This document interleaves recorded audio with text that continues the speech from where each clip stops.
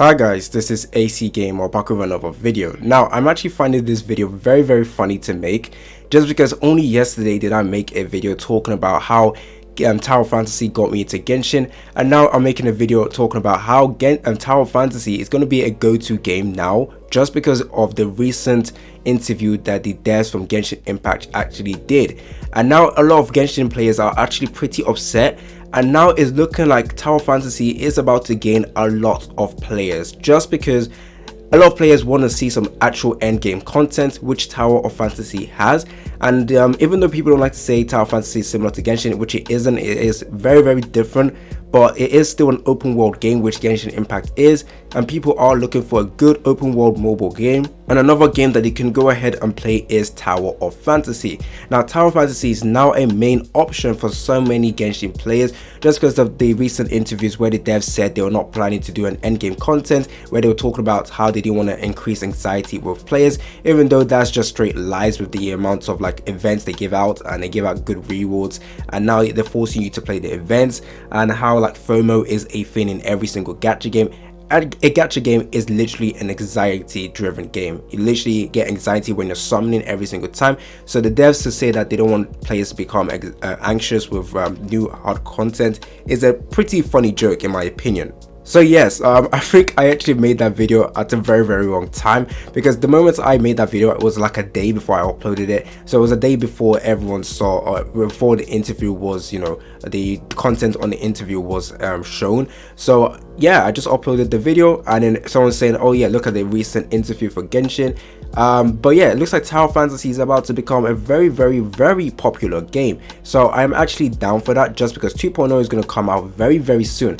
It's actually pretty funny in my opinion, because they just basically made the player base, Genshin Impact just made the player base hate them, and now Tower Fantasy is about to get a major update in about 14 days, or 15 to 14 days, and they're going to release a very huge update with Vera 2.0, and now the player base is going to increase. Like, Genshin players should know with the devs right now, the devs are sitting comfortably with the content they have right now.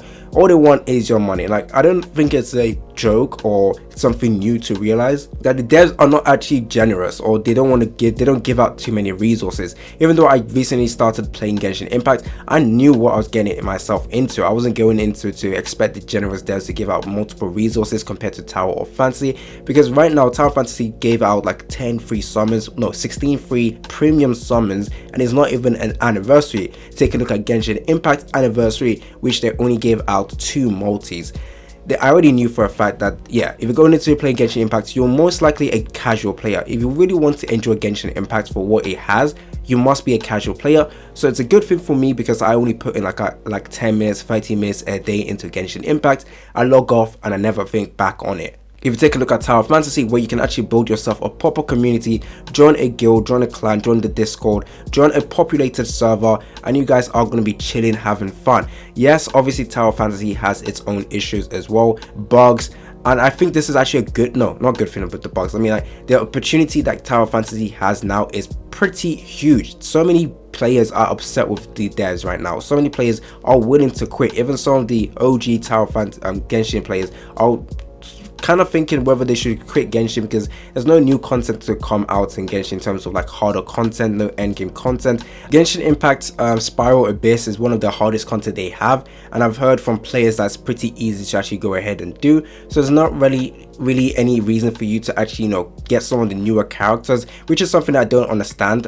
For some reason, every new character that I've been releasing so far in Genshin Impact are not actually very strong.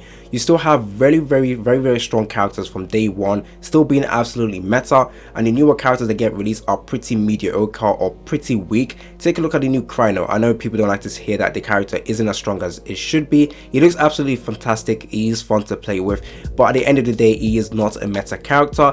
And it looks like all the recent characters have been coming out except for Yelan, which was a character that uses string. She looks pretty cool, I'm not gonna lie. But yeah, a lot of players in Genshin are pretty upset, and now this is a perfect opportunity for the Tower of Fantasy devs to try and capitalize on Genshin Impact's mistake. Listen, Tower of Fantasy devs, Hotar, give out free summons right now to incentivize Genshin players to actually go into your game. Tower of Fantasy was a game that was advertised as a Genshin killer, but the joke is Tower of Fantasy didn't beat Genshin. Genshin Impact literally killed himself based on what we saw from the interview. So many stuff they've said in the interview is making players want to quit. So now Tower of Fantasy needs to come out with a bunch of content during Vera 2.0. They need to kill it. They absolutely need to kill 2.0 so that they can get themselves multiple players and multiple people can actually go into the game. And now everyone can stop saying Tower of Fantasy is dead. Tower of Fantasy, fantastic game, go ahead and play it. That's all I wanted to say in this video. I would have loved to say more in this video, but right now my throat is literally killing, so this is all I have to say right now. Tell me down in the comment section what you guys think. Do you think the devs in Tower of Fantasy should capitalize on the issue going around in Genshin Impact and try to get as many players to enter the game right now? Because all they need to do right now is just give out 20 summons and literally Tower of Fantasy or Genshin Impact players will literally have to go into the game and just, you know, start up a brand new account and enjoy it. There's still that guaranteed SSR ticket. I still think it's available. I might be wrong, but that would be great. And 2.0 should start off with a bang as well.